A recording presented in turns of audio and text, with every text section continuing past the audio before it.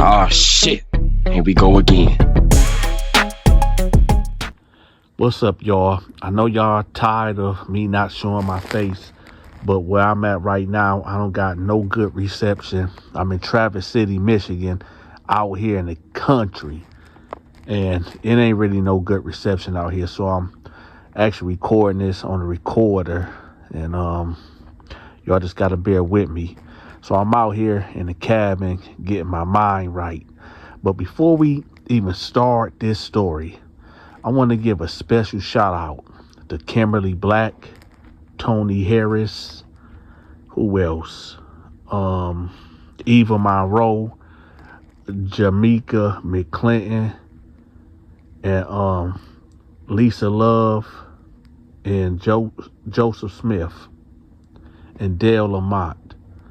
I want to give y'all a special shout out for blessing the Cashapp and looking out for your big partner. All right. And I want to give a special shout out to everybody that be hitting the like button and sharing the videos and commenting. Now, my bad. Now, if you a cat that never been in the streets, and when I say being in the streets, I mean, if you haven't came from being poor and, you know, having your parents in the house, and, you know, it's certain cats that's raised by their mama or their grandma and no father in the house, and you just come from poverty and pain, right? But then you get other cats that come from a good home and don't necessarily need to be in the streets. They probably get in the streets because maybe they bored at home, or they think it's better to struggle when you don't got to struggle at all. Whatever the case is, this is one of them stories where a good kid, a real good kid, end up rolling with some bad guys, and, well, he ended up getting 80 years in the penitentiary. So we gonna call this dude Lil J. Lil J, he come from a suburban household. He got his mama, he got his daddy, and they both got real good jobs. He don't want for nothing. When I say he don't want for nothing, he don't want for nothing. This dude is living in a 5-bedroom, 3-bathroom house, right? 4,500 square feet. So you got this dude named Duggar, and you got this cat named let's say Lil Rob, right? These two are cousins, and they from the local projects. So these two, Lil Duggar and Lil Rob, you know, they doing petty thefts. Well, I can't even say petty thefts, because at first it started from snatching women purses, then it escalated to armed robberies. And, well, dude from the suburbs, they all go to the same school. So he peeping them out, and, you know, he liking they get down. So he end up hanging with them. Now, they always clowning him like, man, you soft, and you ain't really from the streets. And now he got it in his head that he got to prove to them, which he did not have to do, that he was down. And, well, one day they decide to wait at 9 o'clock at night behind some bushes at a bank, waiting for an unsuspecting person to go to the ATM machine. Now, the plan was this: when somebody pull up to the ATM machine, the two cousins run up on the driver's side, and the suburban cat run up on the passenger side and hurry up and jump in, right? And they stick whoever up right there and get that cash from them.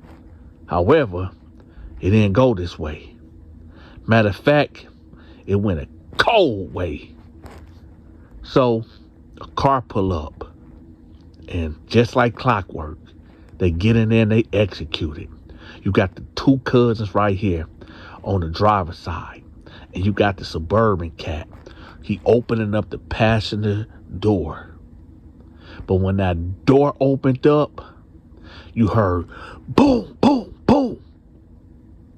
The driver had that thing on him. He bust at one of the cousins, instantly losing their life right there. And then dude over here to the right, the suburban cat, he catch one to the shoulder. The other cousin over here at the door, he took off running. He got away scot-free. Well, he ended up getting ratted on later on, but for the next 2 weeks, he was on the run. So basically what happened is you got the two cousins from the projects. One cousin get killed instantly and one cousin take off running, and the suburban cat end up taking off, but he ended up getting shot in the shoulder. It wouldn't be too long for the cops to track down the suburban cat that got shot in the shoulder, because he instantly went to the hospital and they end up hooking him and booking him because the report went out for a subject that got bust on. So while he handcuffed, his mom and daddy like, this gotta be a mistake. Not my son. My son ain't like that. What's going on? The detective's like, hey, this is what happened. And the son, he telling them what's happening too. So it is what it is. Now, cousin that got dropped right there in the ATM line, he just laying there, body all uncovered, till the police pull up with the, what is that, the SCI, the C, whatever, the 3-letter word, where they pull up and, you know, they come with the white sheet and put it over the body. What is NCI? I think it's called NCI. They pull up and they cover him up. And they getting the gun show, they getting the statements, the detective getting the statements from the cat that got robbed. Well, someone got robbed. Long story short, because it's going to be a short one, y'all. Long story short, the suburban kid, he get charged. Him and the cousin get charged with the murder of the dude that got killed, because they was in a commission of committing a felony, and a homeboy got killed. Did you know if you are in a car with a group of people and they decide to go commit a crime, that you are just as guilty as they are? Did y'all know that? Yeah.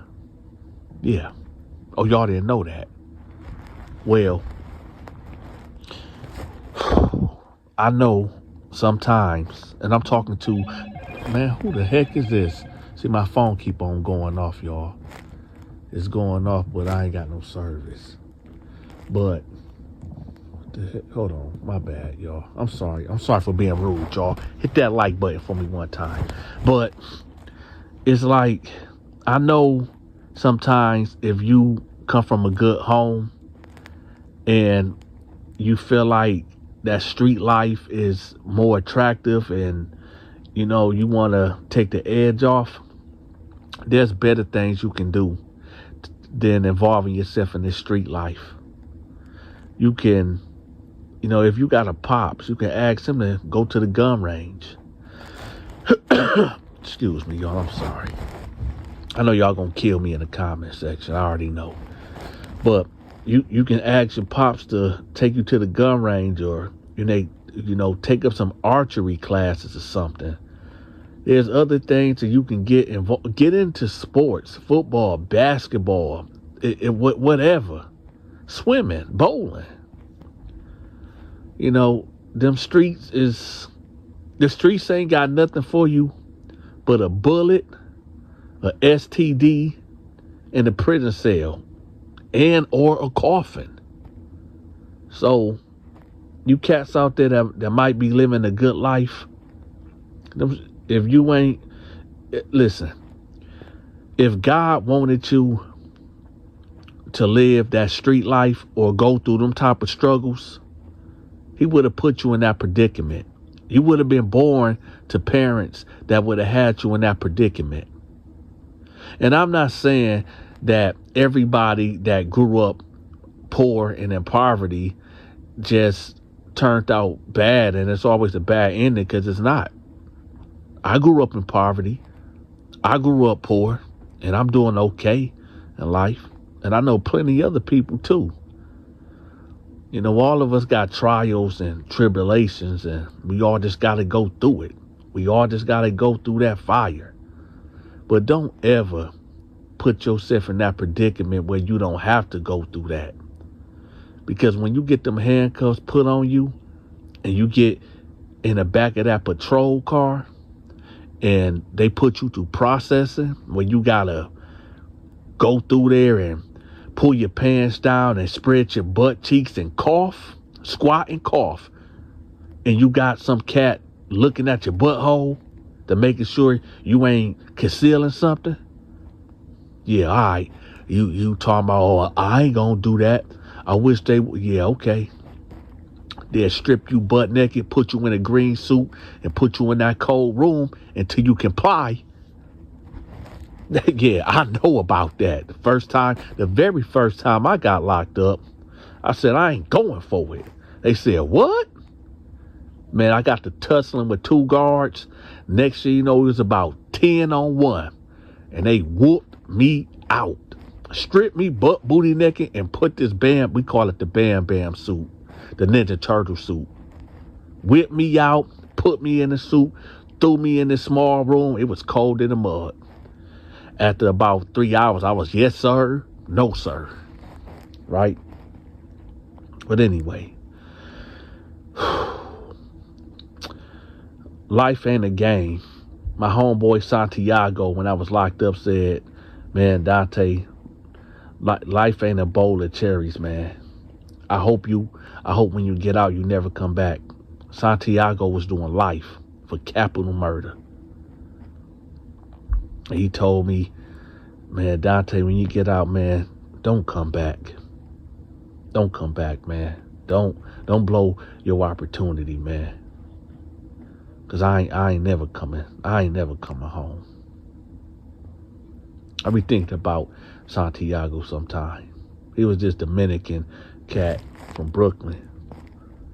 He was cool. He was real cool, but you can tell he was real remorseful for what he did. He ended up killing 2 cats where I guess he was sticking somebody up and somebody had a gun and, well, made the best man won, and somebody went to the grave. Somebody got disabled for the rest of their life, and he ended up in the penitentiary with a life sentence. And I could tell he was real remorse. You can tell some cats you can just look at. You can tell, like, you know, but he got to hold that down. He got to hold that down for what he did. Because when you take a life, you can't hit the reset button and allow them to come back. That's why I said, this is why I don't go out. This is why I don't go clubbing.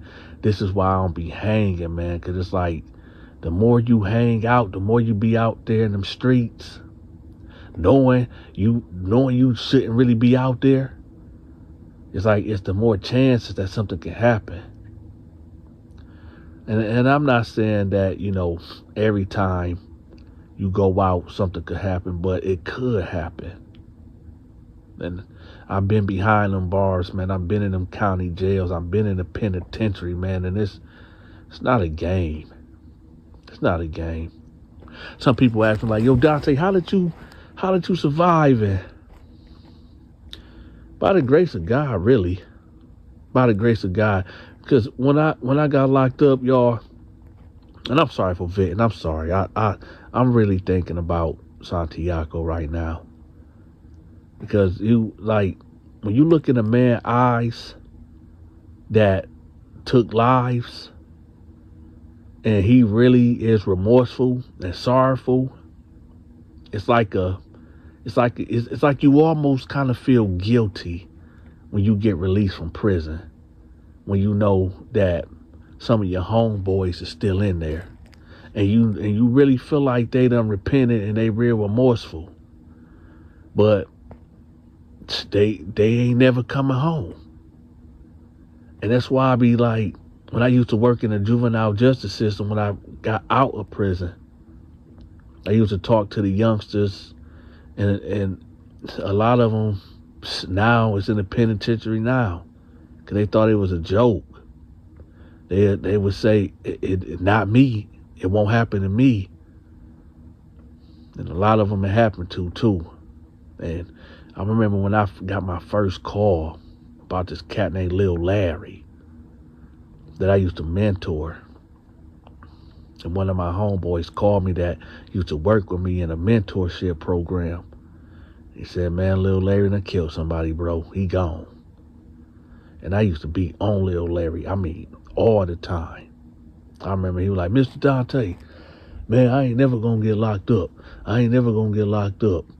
I'm like, he was one of them dudes that, you know, that sold a little bud and, you know, a ladies man. And, you know, he had potential. He used to play basketball. He was good at it too. And I used to tell him, like, man, you got potential, man. Just keep working out. Stay in the gym, man. Leave these streets alone. Then when I left and went to Detroit, a couple months later, I get a call, man. Lil Larry done killed somebody. That was heartbreaking because Lil Larry had some real potential. And now, where he at? Locked down 23-1. Shame. But I'm sorry, y'all. I'm just venting. I'm out here in Traverse City. And for the people that know about Traverse City, yo, I'm out here, like way out here in a cabin. You know, just getting my thoughts together. Let's see, something wrong with this stupid phone right here. I don't know why I keep on going off when I can't even call nobody. Ain't that a trip? Matter of fact, y'all, hey, listen, if y'all don't hear from me again, just know I was in Traverse City, all right? So, hey, because, man, it get dark out here. It get dark out here in the cabin, man. Hey, well, I'll tell you one thing. I got that thing with me. So if Jason Voorhees try to come through here, I got something for him. But we ain't gonna talk about that. But anyway, y'all. Y'all just be safe out there. Be safe. Because we got one life. Just one. And you don't want to waste it. Especially when you can have so much to give and so much to offer this world. So just be safe out there and just watch what you do and be careful. Just be careful out there, man. That y'all, Donta love all of y'all. I need for y'all to hit that like button, share this video, and yeah, I'm out. Oh shit, here we go again.